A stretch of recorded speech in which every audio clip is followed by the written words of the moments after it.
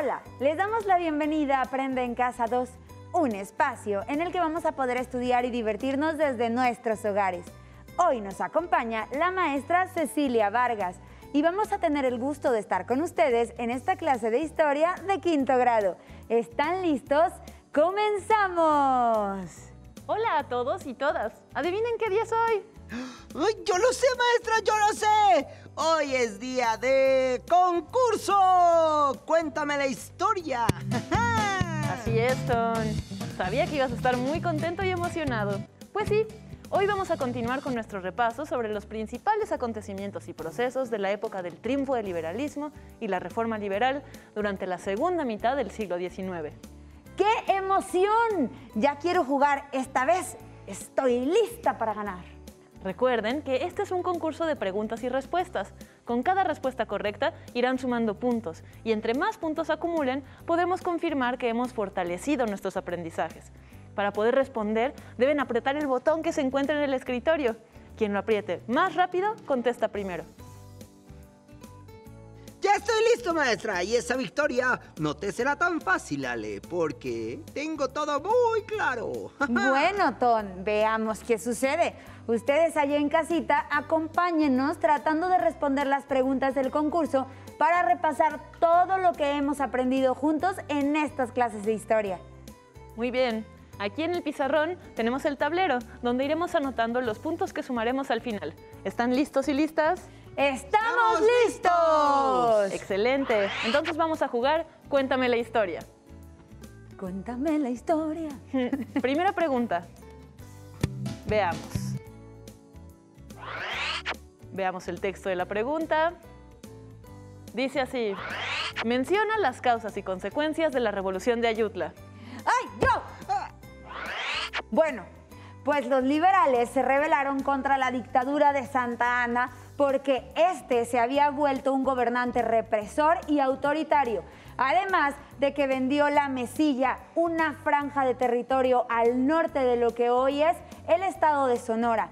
Una de las consecuencias de la Revolución de Ayutla fue que Santa Anna tuvo que huir del país y los liberales tomaron el poder. ¡Muy bien!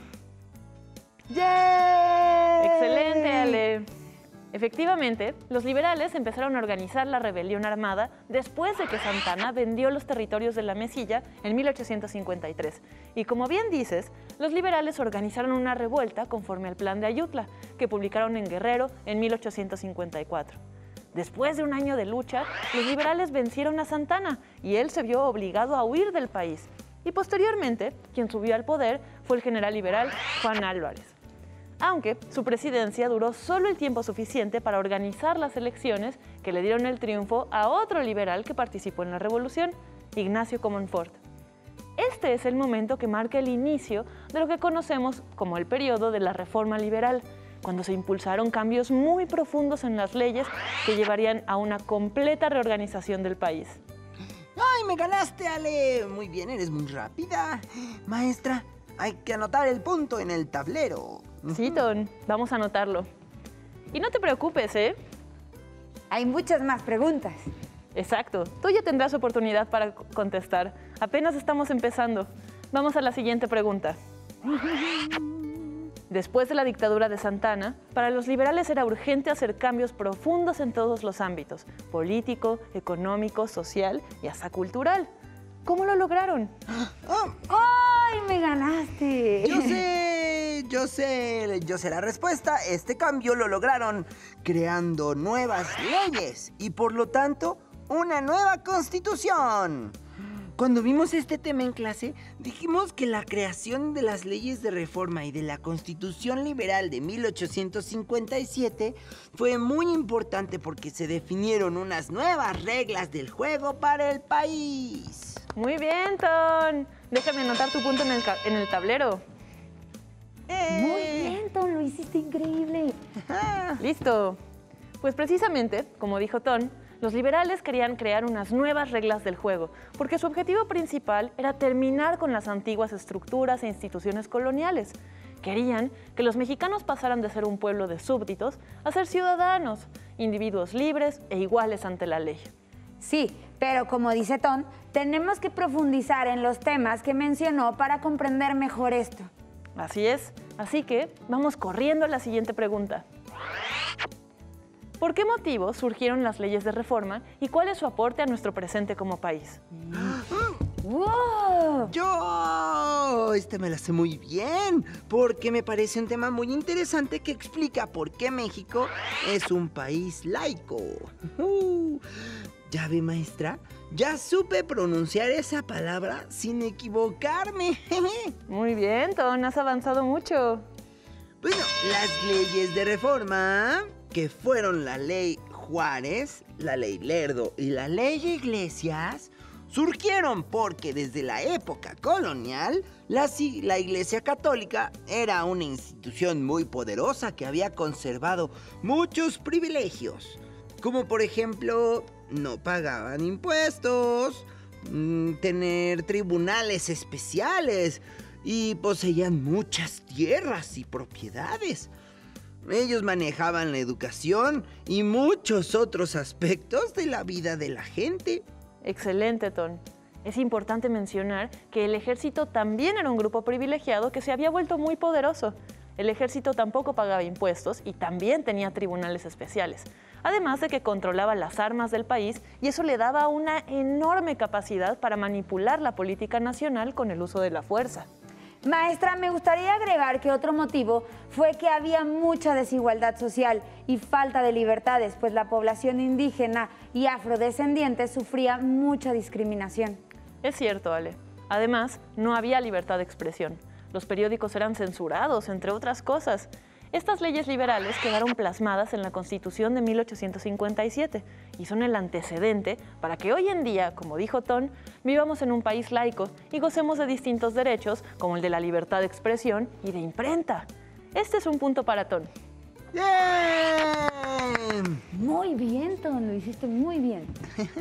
¡Listo! Llevas la ventaja con 2 puntos contra 1. ¡Muy bien! Pero yo me voy a recuperar, maestra. No crea que las cosas se van a quedar así. Muy bien, muy bien. A ver, vamos por la siguiente. Dice, ¿cuál fue la importancia de la Guerra de los 3 años? Yo sé, maestra, yo sé. Bueno, voy a tomar aire. La Guerra de Reforma fue una guerra civil en la que se enfrentaron liberales y conservadores. Y fue un proceso importante porque con el triunfo de los liberales se dio un paso decisivo para acabar con las estructuras de la época colonial. Muy bien, ¿eh? Los liberales y los conservadores se enfrentaron porque tenían 2 proyectos muy distintos de nación. Vamos a recordar las diferencias entre ambos grupos que estudiamos. La diferencia fundamental entre liberales y conservadores estaba en el papel que le daban a la Iglesia Católica. Los liberales querían restarle autoridad a la Iglesia, mientras que los conservadores querían mantener la autoridad de la Iglesia. Lo que se estaba peleando en esta guerra era, primero, la autoridad política de la nación. La pregunta era, ¿a quién le deben lealtad y obediencia a los mexicanos? Esto llevó a los liberales a responder que era necesario separar la Iglesia y el Estado. La segunda cosa fue la administración de los recursos. La pregunta era, ¿quién decide cómo distribuir la riqueza y quién controla y reúne la información sobre la población? Son los liberales quienes responden que es el Estado quien debe reclamar la autoridad. Y por último, estaba en disputa la estructura de la sociedad. La pregunta era, ¿cómo cambiar la mentalidad y el comportamiento de la población para volvernos individuos libres, capaces de ejercer sus derechos? Los liberales veían la necesidad de construir una ciudadanía moderna. Entonces, en el fondo, el conflicto principal lo ocasionaba el impulso de los liberales por establecer un Estado laico. Es verdad, ya no me acordaba de eso, maestra, pero sí recordaba que fue una guerra muy cruel entre los mismos mexicanos, y eso es muy triste. Y fue durante la guerra que en un momento hubo 2 presidentes al mismo tiempo. Un presidente conservador llamado Félix Zuluaga, quien gobernaba desde la Ciudad de México, y un presidente liberal que era Benito Juárez y gobernaba primero desde Guadalajara y luego desde Veracruz. Muy bien, Ale. Para eso, este punto es para ti. Vamos a anotarlo en el tablero. ¡Muy bien! ¡Listo! Después de la Guerra de 3 años, de la Guerra Civil, México quedó en una situación muy complicada en todos los ámbitos, y esto detonó una nueva crisis con la Segunda Intervención Francesa. Veamos, ¿qué medida implementó el gobierno de Benito Juárez para recuperar la economía y qué ocasionó esta medida? ¡Ay! Me ganaste. Bueno, muy bien. Pues lo que hizo el gobierno de Juárez fue suspender el pago de la deuda externa a países como Inglaterra, Francia y España. El plan de Juárez era dejar pagar la deuda solamente por un tiempito, o hasta que el país se recuperara de todos los daños que ocasionaron todos esos años de guerra civil. El problema que esto causó fue la molestia de esos países extranjeros que decidieron amenazarnos con una invasión militar. Después de negociar con las potencias, Inglaterra y España aceptaron retirar sus amenazas, pero Francia decidió invadir. Así es. Muy bien, Ton. En aquel entonces, Francia estaba pasando por uno de los momentos más importantes de su expansión imperialista. Lo que buscaba el imperio francés al invadir todos esos territorios eran recursos y riquezas. Materias primas y mercados, pues, que les permitieran seguir creciendo económicamente como imperio. A principios de 1862 comenzó la Segunda Intervención Francesa, una larga guerra que no terminaría sino hasta 5 años después, en 1867. Sí, y fue durante esa intervención que sucedió la Batalla de Puebla, en la que ganamos los mexicanos bajo el mando del general Ignacio Zaragoza. Efectivamente, Ale. El triunfo de los mexicanos en la batalla del 5 de mayo marcó un momento de alegría y de orgullo nacional. Pero duró poco, porque al año siguiente el gobierno de Benito Juárez tuvo que huir de la capital y trasladarse a otra parte del país en donde no estuviera amenazado por el ejército invasor. Mientras tanto, ese momento sería aprovechado por los conservadores para instaurar el Segundo Imperio bajo el mando de Maximiliano de Habsburgo. Muy bien, pero espera, vamos a anotarte el punto por haber respondido correctamente, Ton. Llevamos ahora... Muy bien, Ton, muy bien. Ton lleva 3 puntos y Ale lleva 2. Ahora sí, ya sé que saben mucho, pero no se adelanten. Vamos a la siguiente pregunta. Mientras los mexicanos luchaban contra el ejército invasor francés, los conservadores buscaron en Europa un príncipe católico que estuviera dispuesto a encabezar un nuevo imperio mexicano. Y en 1864 le ofrecieron el trono al archiduque austriaco Maximiliano de Habsburgo. Veamos la pregunta. ¿Qué medidas trajo consigo el Segundo Imperio Mexicano? Está fácil, maestra, creo que está fácil. Ahí va.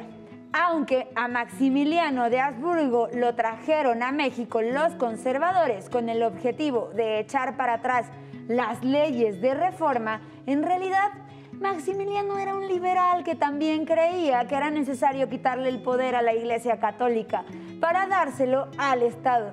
Así que Maximiliano ratificó las leyes de reforma. Además, adoptó una serie de medidas que iban justo en el sentido opuesto del proyecto conservador, como permitir que se vendieran las propiedades de la Iglesia, declarar la tolerancia religiosa, regresarle sus tierras a los pueblos indígenas, establecer jornadas de trabajo de máximo 10 horas y prohibir los maltratos físicos a los trabajadores.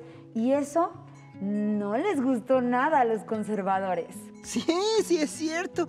Y a Maximiliano le gustaba mucho México y su gobierno le dio impulso al proceso de reforma.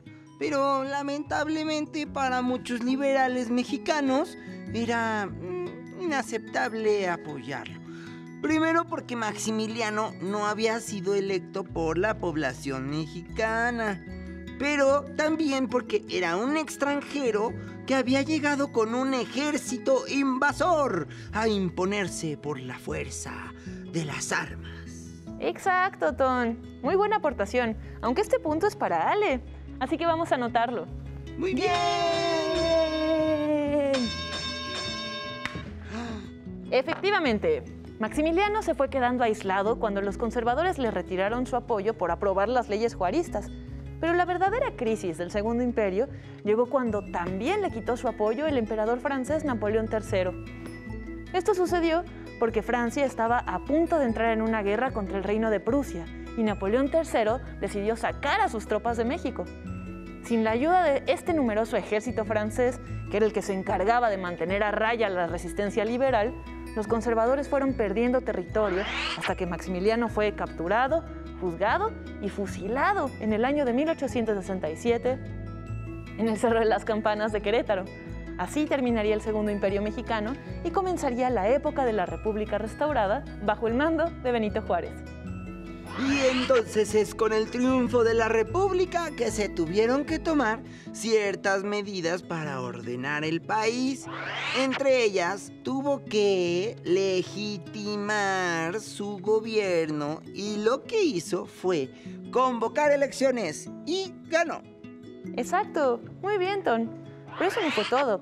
Por otra parte, para reconciliar a los distintos bandos políticos, se redujeron las penas de los que habían apoyado al Segundo Imperio y se modificaron a sus multas.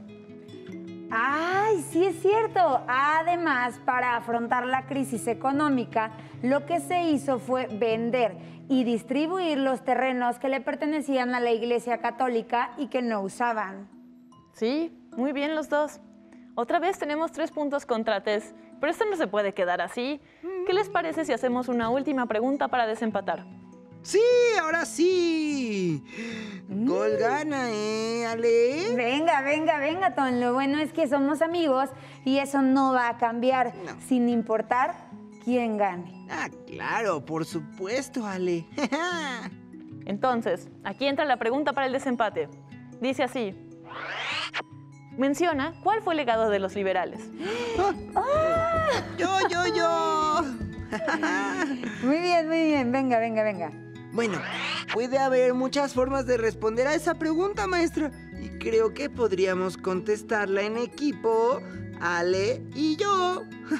Lo que me falte a mí lo puede completar Ale y así podemos dividirnos el punto. ¡Qué buena idea, Ton! Me parece justo y muy lindo gesto de tu parte.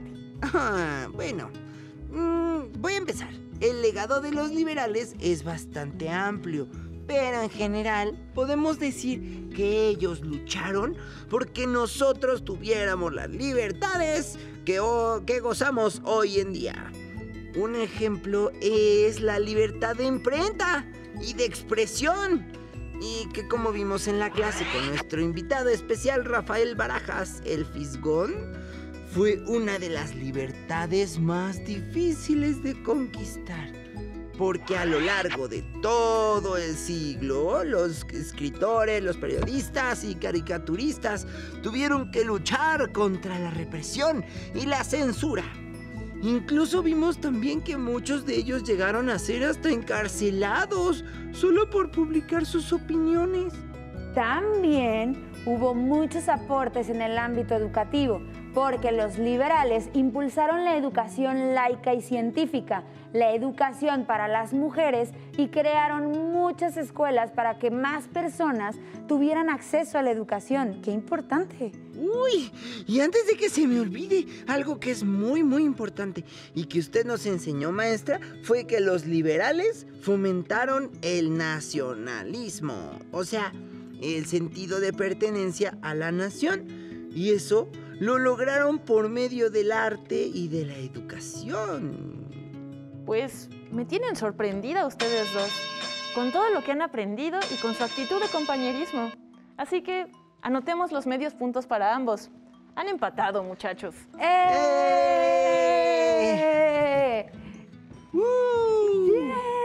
¡Súper! Hemos terminado con el repaso de este periodo. Es importante que lo comprendan, porque lo que sigue en nuestra clase de historia no será nada fácil, pues las cosas seguirán cambiando. Y con ello, nuevos conflictos vendrán. Ya quiero que sea la siguiente clase para conocer y saber qué es lo que viene. No comas ansias, Ton, no comas ansias. Ten por seguro que vas a volver a necesitar tu casco, pues presiento que habrá muchos cañonazos. Ya veremos. Nos vemos hasta la próxima clase. Muchísimas gracias, maestra Ceci. Muchísimas gracias, Tonacito. Como siempre, es un placer estar con ustedes en esta clase. Hemos terminado con Repaso, la segunda mitad del siglo XIX, parte 2. Espero que lo hayan disfrutado tanto como nosotros. Hasta la próxima. A continuación, Lengua Materna. Pero antes, vamos a movernos un poco.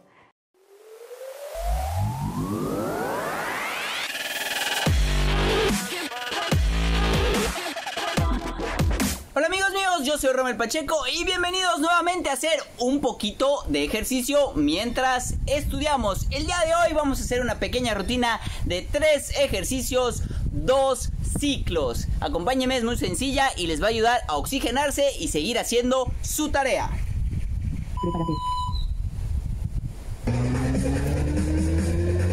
El primer ejercicio va a ser cruzar las piernas mientras damos un paso.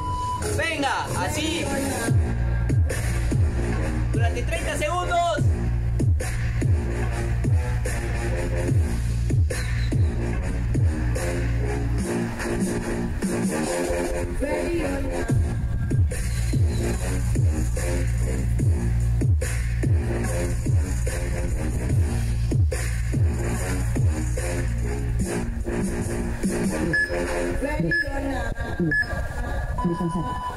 Descansamos 10 segundos.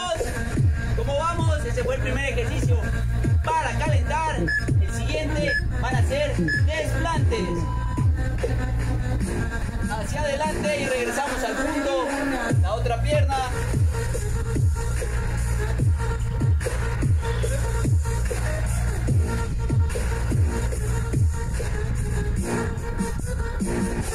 Eso, ¿cómo vamos? Sientan el trabajo en las piernas. Hoy no es fuerza explosiva, hoy es una fuerza distinta. Vengan. Descansamos. Tercer ejercicio. Van a ser squats con isometría. 1, 2, 3. 1, 2, 3. 1, 2, 3. 1, 2, 3. 1, 2, 3. 1, 2, 3. 1, 2, 3. 1, 2, 3. 1, 2, 3. 1, 2, 3. Venga, amigos. Otra vez.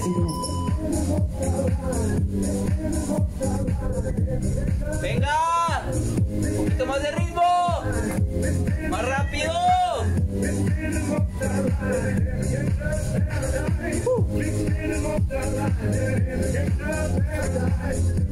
Sientan el trabajo del glúteo.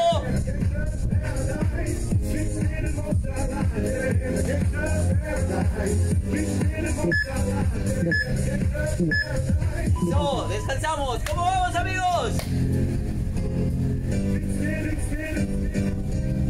3, 2, Desplante.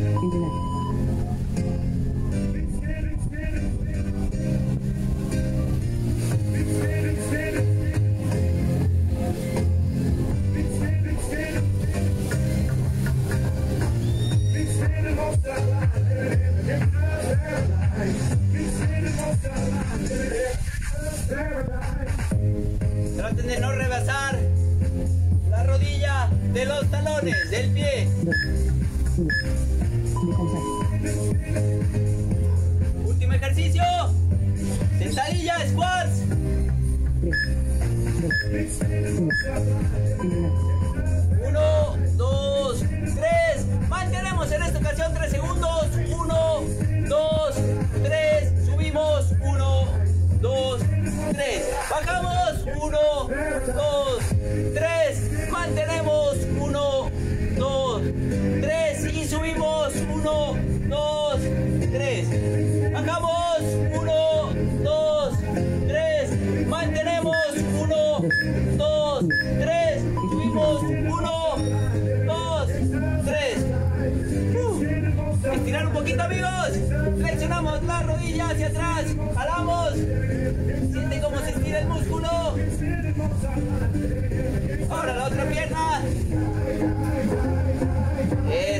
Sientan cómo se estira. Flexionamos hacia adelante. Si pueden llegar al piso, mejor. Si no, hasta donde lleguen. Abrimos el compás hacia la derecha. Giramos. El otro lado. Va, va, va. Giramos.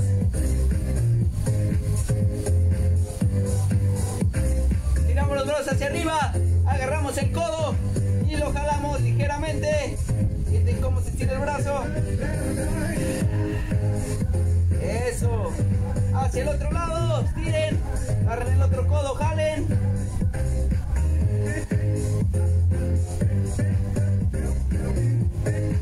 La cabeza.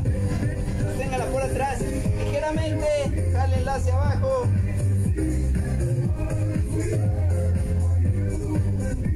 Regresamos. Agarren la oreja derecha, la oreja izquierda con su mano derecha. Jálenla ligeramente.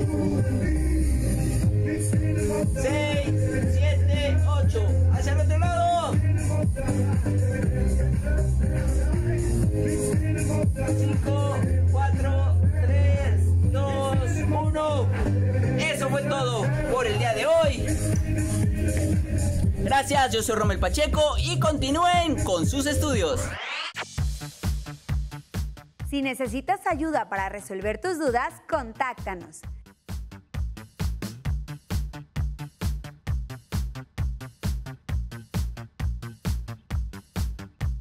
Para solicitar apoyo pedagógico, comunícate con maestras y maestros de lunes a viernes de 8 a 20 horas al teléfono 5541720413, 100 líneas. También puedes encontrar los libros de texto en la página conalitec.cep.gov.mx.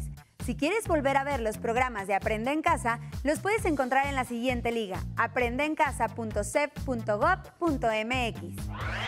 No se muevan de su lugar, tenemos algo muy importante para ustedes. Acompáñennos.